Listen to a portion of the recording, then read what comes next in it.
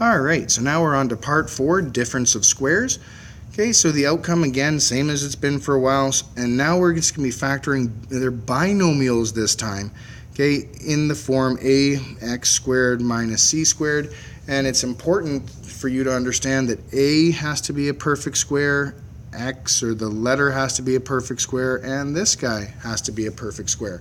The sign in between them needs to be negative, and here's kind of why. Like, we can write this as a trinomial where the middle term is 0. Okay, so the idea is this makes a conjugate pair. Yeah, we've seen these before, so we'll just do it the long way for the first one. So x squared minus 0x, and I can have plus 0 because plus 0 minus 0, they're the same thing, minus 9. So we need factors of 9 that subtract to 0. Well, hey, that's just 3 and 3. And we need one sign of each, so plus 3 and minus 3. Again, this is complete review for you guys, so hopefully you remember that.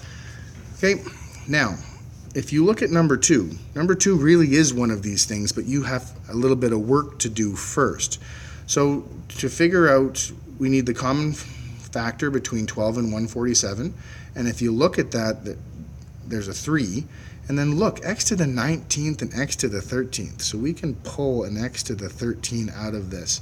And when you do this, okay, watch what happens. You get 4x to the 6th minus 49. Hey, wait a second. 4 is a perfect square. X to the 6th is a perfect square. Negative 49. Sorry, 49 is a perfect square, and they're subtracted. So that's a difference of squares again. So you get 3x to the 13, and then 2x cubed, right? You just square root that one, and then square root of 49 is 7, so 7 and 7, and then you have one of each sign, so plus, minus. And that's how you do those. Okay, so example 3, okay, throws in another letter here, okay, sorry, another letter there. Okay, so again, we're just kind of taking square roots of all these. So square root of 81 is 9, so we have a 9c and a 9c. Square root of 25d squared is 5d and 5d, and then plus, minus, done. Woohoo! All right, so number 4, these are a little bit nastier numbers, but that's okay. So if we look at this, 625, so what's the square root of that? Okay, so that's 25. Okay, so we end up with 25x to the 4th. 25x to the 4th. Okay, square root of 256. 16. So we get plus 16y to the 10th. Minus 16y to the 10th.